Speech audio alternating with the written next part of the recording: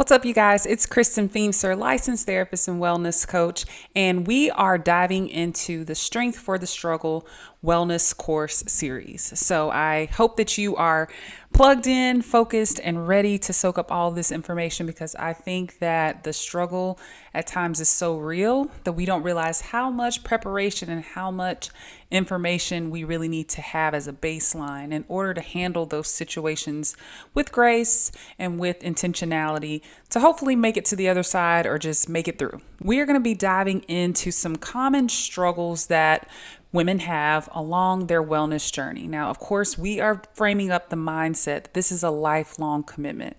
Being active, taking care of yourself, eating well, staying hydrated, all of those habits are absolutely lifelong habits that we want to embody. But it's also going to come with ups and downs, the struggles, the good times, all the things are going to be mixed in with that lifelong commitment. And so the struggle is where we usually need the most support to make sure that we don't completely get derailed and lose sight of that long-term goal to begin with. The first area of struggle that we're going to talk about for part one is the struggle of injuries. Now, when you're living an active lifestyle, or if you've been away from being active for a long period of time, the reality of having some sort of injury is kind of likely. You know what I'm saying? It's not something that we absolutely bank on or, anticipate, but the more you use something, the more wear and tear and the more opportunities for something to be tweaked or to have just a misstep or something that creates an injury or some sort of situation that you have to pay attention to. So I just want to normalize the reality of injuries when we're using our bodies in different ways. And that doesn't mean we don't want to do everything in our power to prevent injuries, but the reality is when you use something, there is a risk of something happening. Some of the common injuries that you might find yourself struggling with include sprained ankles, toes, knee issues, hip issues, really where any joint is, you could have some sort of injury potential there, but particularly in the feet. The knees and the hips are typically where I see a lot of injuries. And of course, we have lower back and shoulders as well. But just by way of use, and working out and moving throughout your day, it's very easy to overuse your lower extremities in a way that can kind of lead to a more injury prone situation if we are not intentional. Some other ones that you might experience, like I mentioned, was lower back pain, shoulder issues from an injury, maybe falling or something creates like a shoulder injury, or an accident could do that as well, like a car accident or something separate from the actual fitness space can cause an injury to happen. Life can happen, injuries can happen in any type of context, but specifically when we're talking about fitness, a lot of the causes for injuries kind of result down to either an overuse injury. That's a major one, because I think sometimes when we're kicking off our health and wellness journey, we just go all in and we're doing some extreme exercising, perhaps where we're just running or we're doing high impact exercises with a lot of jumping. We don't realize that every rep is putting tension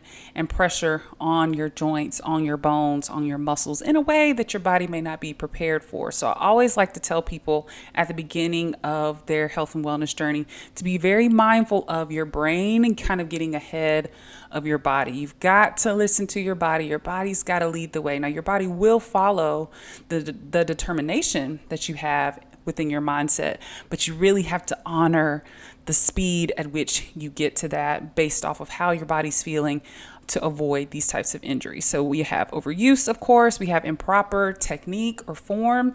That's another beginner stage thing that you have to be very intentional about, to make sure that before you go putting on more weight, before you go adding complex moves that require several different exercises in one, you want to make sure you got the foundational form correct and the stability needed to actually hold your body up properly and carry weight properly. When we jump past that stage and go straight into lifting heavy or doing complex moves, we're more or less setting ourselves up for a more injury-prone situation. Other things that can be involved with this could be muscle imbalances from being deconditioned or just not using each side of your body in an equal way. That's kind of a common one, but especially if you've been away from activity for a long period of time, those those imbalances can be a little bit more pronounced. And so those early stage workouts really need to be about stabilizing and equaling out the muscle strength from one side to the other. Also, as we get older, and really just for us as women in general, there are going to be hormone changes. There are going to be hormonal changes that are involved even through the cycle of like your menstrual cycle from month to month. There are changes, but especially over the course of life as we go into perimenopause and menopause, there are hormonal changes that might loosen ligaments around your joints or change your bone density in a way that we just have to honor. It's not something that you have to run away or avoid altogether. We just have to honor the stage that your body is in. Now that we understand what type of injuries you can get and why, we have got to talk about how to do this differently. I personally have had 3 knee surgeries myself, and I've also had some back injuries throughout the course of the last couple of years, and I get it, y'all. It's tough. It's tough. Injuries have consistently been a precursor or like a catalyst for a depression episode, and so I think it's warranted to say that your feelings are valid around your injury. I don't care what other people may say about it. It may have come across dismissive, or they may minimize it, or you may feel like it should be insignificant. But an injury to the body, to something that's been with you since day one of your life, is a big deal. And so I just want to honor that and put that at the forefront of what we're going to talk about. But in that same grain, I know our bodies are so important, and they really are the vehicle for which we do a lot of different things. It is so important that you don't assume an all or nothing mindset. I know that once an injury happens, we potentially assume your life is over. It's over with. The program that I'm doing is over. I can't move forward. You kind of catastrophize the situation. And although it is important and it is significant, catastrophizing and going to the worst case scenario is not beneficial for your mental health, nor is it likely going to be the case for the situation that you're going through. Most of the time, injuries require a period of healing, and then there is an element of getting back to your regular routine. But we just have to honor and kind of give ourselves a moment to pause. If you get injured, your emotions are going to shoot up and you're going to be on high alert, right? You're going to be overwhelmed. You're going to be frustrated. You're going to be sad. You might be depressed, irritable about it. You've got to let those emotions settle without making drastic decisions or drawing large conclusions about what this injury means. So first and foremost, regulate your emotions around the injury. Allow the medical team or whoever is going to help you with your injury to support you in the ways that they can. And your goal is to regulate your emotions, right? Soothe yourself, calm yourself, give yourself some time without making drastic, large conclusions around what this means for your life. Next thing that I want you to do is I want you to see the bigger picture here, especially when we're at the beginning of a good, hopeful, exciting journey. If you get an injury during that time, it can be very devastating. It's like, oh my goodness, I just was doing so well, and now all of a sudden I've got this stress fracture, or all of a sudden I've got shin splints and I can't move forward.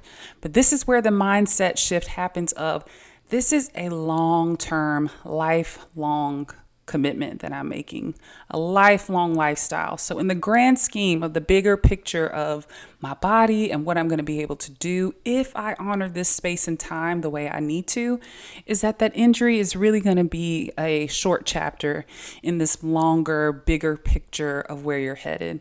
And so trying to be mindful of that, trying to stay present with that, it kind of comes off the curtail of the first thing of not catastrophizing the situation that you're going through, and really just see the bigger picture. This is temporary. I will heal and recover from this injury. Will you be exactly the same? We don't know that until we get there. But the reality is that there will be some healing for you, and that you have to stay hopeful and focused on that truth rather than letting your fear and anxiety and grief really around what has happened take over you. So see the big picture and be mindful. Try to stay present as much as you can, because your body needs you to show up right here, right now. If half of your mind is in the future, or if half of your mind is like spewing all of these negative self-talk statements and you're just kind of going into a spiral constantly, you're not going to be able to really look at what the plan is ahead of you and the strategy you need in order to overcome. This injury is a part of the story, but it's not the whole story. And most of the times, if you allow that to be true, you can start to strategize and think about what else can I do? So I think about this when it comes to people who set out to pick up running as a hobby. A lot of times people's bodies are not quite ready for the repetitive nature of running long distances. And so it comes with, it comes with stress fractures in the foot, shin splints, knee issues, hip issues. There can be some injuries that come along with starting a hobby such as running. So let's say that happens to you, right? And you have shin splints from running a little too much at the beginning or just at all, right? The thought is, oh my gosh, I have to stop running forever, or oh, I might as well, just forget the whole thing. I can't move anymore. I can't do what I used to do. I would say, assume what's possible. Maybe I could continue the movement element of it, but just take up walking for a period of time, or cycling, stationary cycling for a period of time, or swimming, something that keeps me moving, but is not necessarily putting the high impact pressure on my joints while I heal. And then once my body heals, I can get back to running, or I can focus on the strength and stability I need in order to do that well. But you just have to make sure that you are seeing the whole story, that this one element of my fitness routine I have to take a break from, but that doesn't mean that there aren't other things that I can do in a different way. I can think about my workout program, my group fitness classes that I'm taking, the other physical activities that I'm involved in. I've got to start thinking outside of the box until I can get back to my regular routine. The last thing I want to emphasize before we get into some mindset anchors for injuries is that you have got to listen to me clearly. You have got to follow the treatment recommendations by your doctor and your medical team. Don't be hard-headed. I don't know any other way to say this. Do not be hard-headed and stubborn and think that you know better and think that because you're feeling a little better or that the pain is gone that you don't need to follow the treatment recommendations. Follow all the way through and then some. So I always tell people, if they tell you to go to physical therapy for 12 weeks, twice a week for 12 weeks, you go twice a week for 12 weeks.